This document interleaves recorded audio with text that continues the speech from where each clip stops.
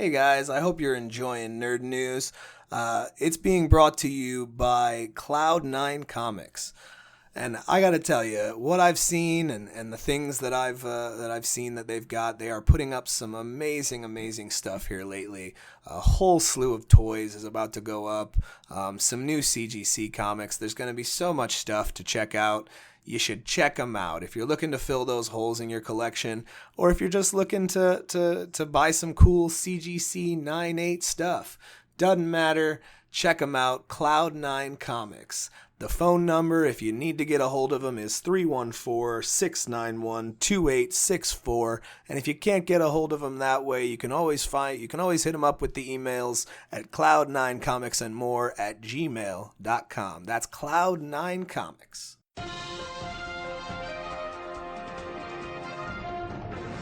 Thank you for tuning in to Entertain the Geeky, your source for nerd news. Hey guys, what's up? This is Jason here with your news for the week.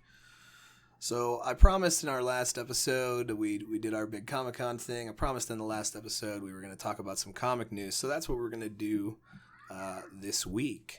So I want to start out and I want to talk about Dark Knight's Metal. We are literally less than a week away at this point from Dark Knight's Metal number 1. Which, will be reuniting Scott Snyder with artist Greg Capullo. This is said to be kind of a crisis of sorts and the culmination of everything they had started with their New 52 Batman run. And if you haven't checked that out, I highly recommend it. There was definitely some slow moments in the story as it progressed. But it really was overall a very, very good Batman run and worthy of rereading.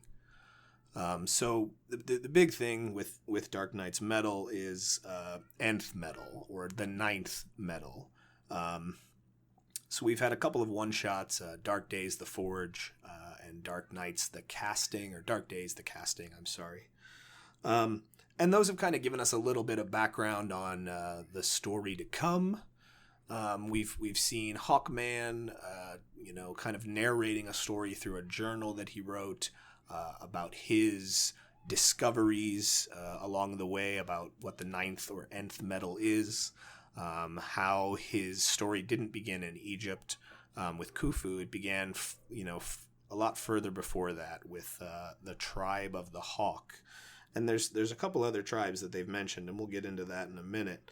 But definitely these one-shots have left us with kind of a glimpse into what this story will become, and a lot of questions that hopefully these 6 issues spanning from now, 6 issues and tie-ins and one-shots, there's going to be a whole bunch of stuff about it that will last from now, I think, until February of next year. So we definitely have a lot of story to come. We have a lot of questions that need to get answered. I'd like to take a minute to talk about a few of the questions that have been posed by these one-shots. As fans, you probably remember Plastic Man. He was an old Justice League member. He's basically like DC's version of Mr. Fantastic. He was real stretchy. But he definitely was not the intelligent, scientist that Reed Richards is. He was pretty much just a crazy guy who got these powers, and they kind of changed his mind about who he was going to be and who he wanted to be and the mark he wanted to leave on, on the world. And he became a superhero.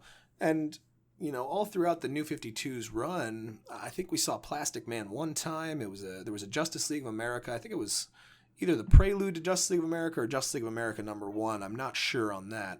But he appeared on like a screen because Amanda Waller was looking to recruit people for her own Justice League. So you kind of saw him on a little computer screen that she happened to be looking at that had a bunch of other people on it as well. Some that ended up forming what we knew as the Justice League of America at the time. And that's all we saw of him. He was absent for the rest of New 52 for its run. And I don't know if that was inevitably that was probably because they just didn't have anything to do with him. They didn't know how to treat him or where to put him. But Scott Snyder definitely took note of that and has kind of retconned this idea that because we haven't seen him for so long, he's actually been captive, been a captive of the Batman, because according to the Batman, he's very dangerous. Now, how Plastic Man is dangerous is up in the air. I'm not really sure, where that comes from. I mean, he is kind of a psychotic dude, but he changed his ways after, becoming a superhero and getting these powers and things like that. So they contained him, some place that Batman has, another cave or another, hideout. He's contained him, and he's going to be coming back. Batman even goes so far as to comment that I didn't want to have to do this, but we're going to have to rely on someone else. And then they kind of show you the reveal that there's this little cell with the Plastic Man color scheme on it and the little, gold diamond in the middle, if you remember his costume. That was kind of how the midsection of it looked. So again, I'm not really sure what's going on here, but that's definitely a big question, how Plastic Man fits into this whole nth metal story. The Dark Days, the casting one shot kind of went into some interesting territory too, with the reveal of a dagger that what looks like one of the wizards, maybe the Shazam wizards, hands over a dagger that has the telltale symbol for Shazam, the little lightning bolt. So obviously Shazam, maybe even characters like Black Adam, Osiris, some of the others fit into this is mind-blowing. I don't understand at all what that has to do with this, unless the wizards were the first people to, work the ninth metal or understand what it was. But the one shot definitely doesn't imply that. It implies that the only people who truly understand it are the Hawks. So, Hawkman and Hawkwoman and others of their tribe of the Hawk are the only ones that really understand the metal and really understand how to work it and use it and what its purpose is. And Hawkman's kind of going on this journey to try to help himself understand more about it, because he feels that there's more to the story, because a lot of the memory of him protecting the world before his ancient Egypt time is lost to him still, which is why up until this point we've never heard of it. So the tribes are another thing that's kind of come up, and I've mentioned a couple times. I said we'd get into it. We definitely see symbolism through Hawkman's kind of journal narration flashback thing that he's got going on, that there is 3 symbols represented: the bear, a wolf, and I think a hawk, some kind of bird. And we don't really understand what this means. We don't really understand what the significance of this is within the history of the Hawk characters or the metals that appear to be protecting us from some great evil. So it's caveman style drawings that he finds. So this obviously dates back to early prehistory for Earth. And, there's implications in that as well. Maybe we'll have, some of the immortal characters play a part of it. I think we actually see Ra's al Ghul.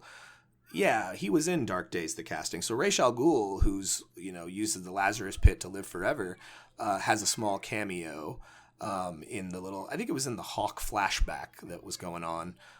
Regardless, he has a kind of a little spot in there. And then you think about other immortal beings in the DC universe, like Vandal Savage. Does he have a part in it? Does he have a part to play in this whole grand scheme of things? And if you haven't read the New 52 Batman run, I'm going to get into a little bit of a spoilery territory thing here. So you've been warned. But there's definitely, in the last Joker story they did called Endgame, we understood this liquid that Joker found beneath the Batcave, deep beneath the Batcave, called Dionysium, was the key to some of these immortal guys' longevity, right? So Vandal Savage, Ra's al Ghul. Apparently these forms, the way they've used it, have been crude and have kind of warped what it was intended to be. But Dionysium is derived apparently from the ninth metal. So it has the power to heal. It has the power to keep people who use it immortal, bring the dead back to life. So it's definitely a kind of a big open plot point that they left at the end of that. They used it as a proponent to bring the Joker back to life and Batman back to life after they basically beat each other to death beneath the cave. So moving on, there's some other things about a couple of these one-shots that have been kind of intriguing. Joker, Batman locking Joker in the Batcave. Speaking of Joker, he's got what appears to be the Joker from Endgame. And the reason I word it that way is because we recently found out that the Joker's actually 3 different individuals who are all Jokers. Which is confusing enough as it is. Hopefully Snyder, who is the one who kind of introduced this element into the comics, will clear that up with this story. But he appears to have the one from Endgame, so the one that is immortal or used the Dionysium to come back to life, to help him solve this puzzle, which doesn't, I know it sounds weird and crazy, but the Joker definitely has an intelligence. It's just always kind of covered up by the psychosis that you experience out of the man, as one of the probably the greatest Batman villain, in my opinion. So that's an interesting idea that the Batman needs the Joker because he doesn't fully understand what is coming and what this all means. So obviously there's, a lot of questions. There's a lot of things that we still have very unanswered about all of what this is. And I would imagine that even if it gives us any answers at all, I would imagine the number one that comes out next Wednesday will probably just raise more questions. I mean, they've got 6 issues of this. They've got one-shots. They've got tie-ins. So strap in. I don't think I have... If you've been listening to the show, as I've been doing, and I don't think I have to tell you that I'm a Batman fan. And if you're new to the show, hey, I'm a Batman fan. My name's Jason. But I am definitely going to be following it with great interest. I'm very excited to see how this arc that Snyder wrote kind of fully comes to a conclusion. I'm very excited to see what he does. In other, comic book news, Marvel Legacy is being shown in previews right now. We're starting to get some of the Generations titles that are kind of like a weird bridge between, some of the things that are happening now and some of the things that will be happening when Marvel Legacy comes about. So I definitely, I would like to talk about what we know about Marvel Legacy, and maybe get into some things, that might happen, or some things that we would really, enjoy about what this could be. So we'll start with some things, that are just kind of exciting to me. Avengers 1 million BC, I think it is. So I know that sounds strange, but what we're about to have with this story is a kind of a prehistoric Avengers team, which could be great. I'm not really going to rule anything out at this point because I have no frame of reference for, an Avengers team before the Captain America-led Avengers team. Other than, I guess the Howling Commandos, whether or not you count that in there as a superhero team.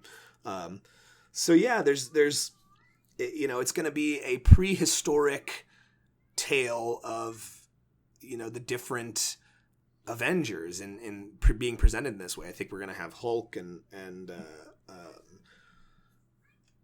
there's definitely some interesting elements that I think are to be explored with a caveman type Avenger story. And I really, that's all I can say. I really just have very little to go on and very little expectation other than my own curiosity.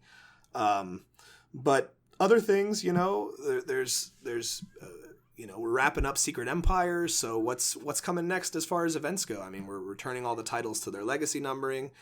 We've set up some very interesting things as we've gone along with various of the Avengers books and Secret Empire and, Spider-Man and then the new Spider-Man story that's going on.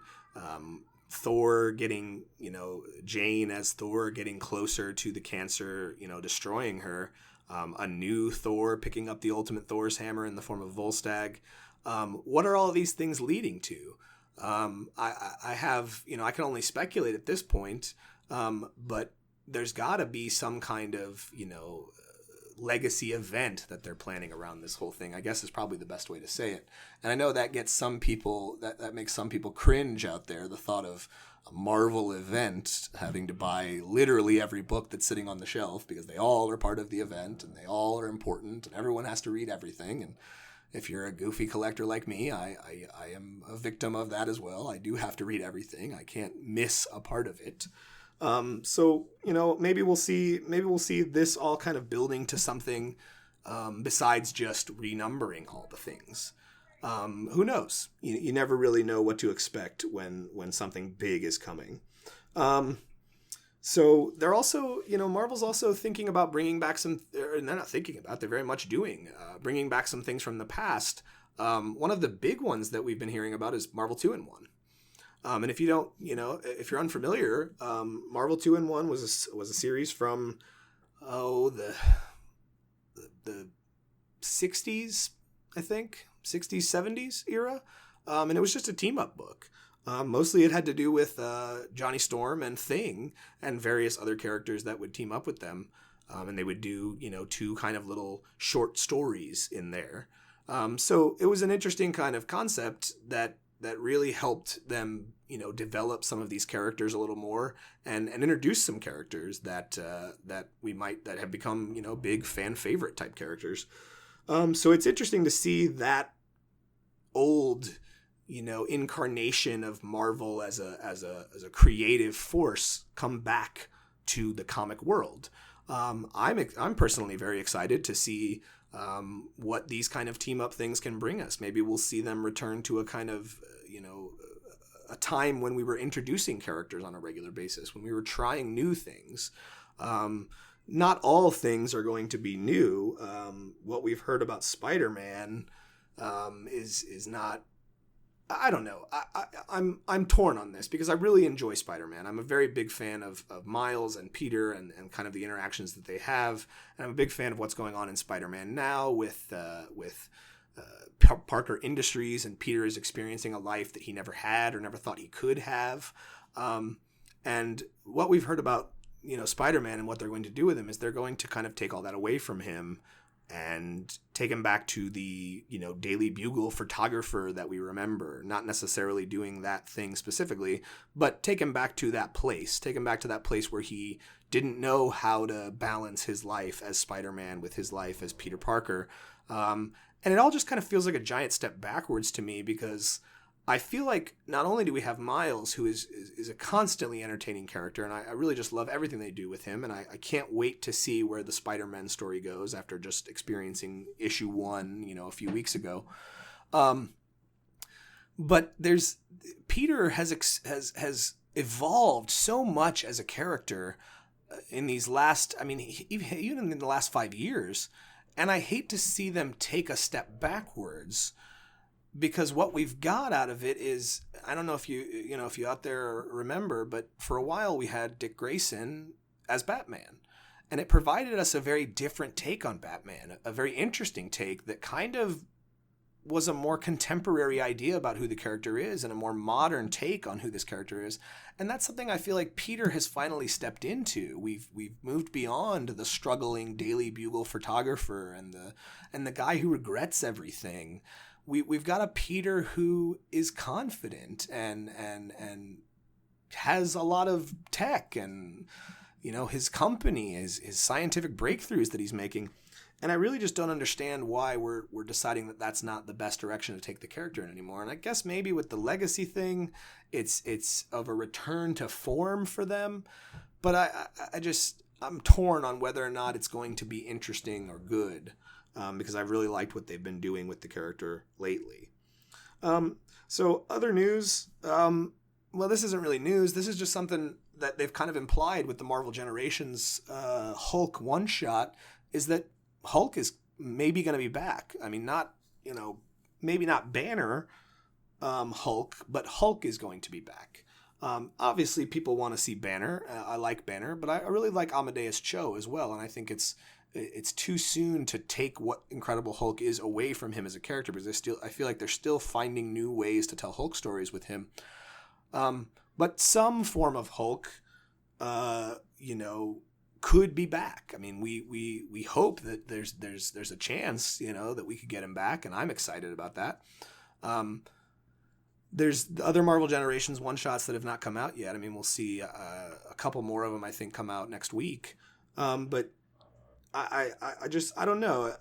A lot of these things I'm very torn on. I really just want everything to be good. I want to, keep enjoying what Marvel is doing. But some of these things are just such drastic things. And I'm a little worried. I'm going to be honest.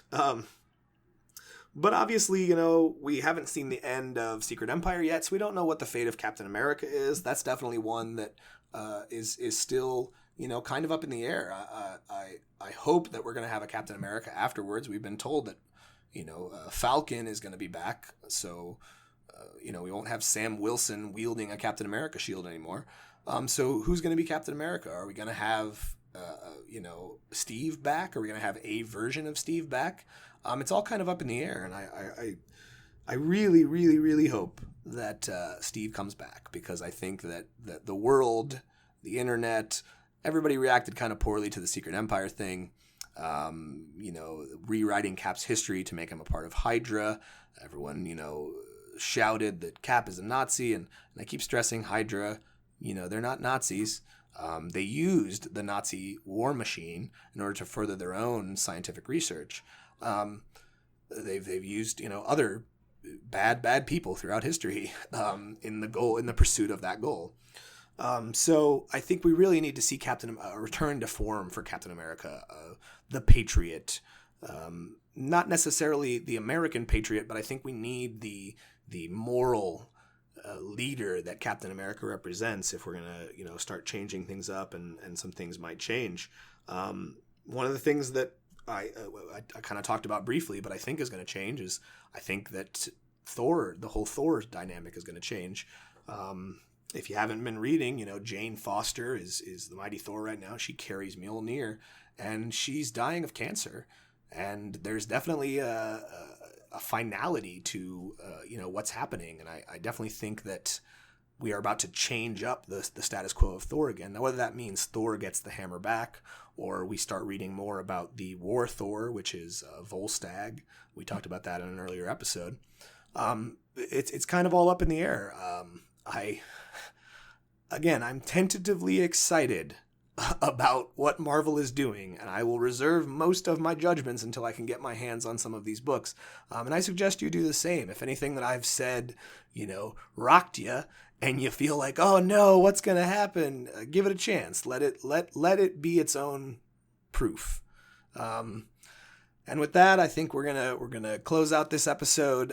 Some news that just came across just a couple hours ago today.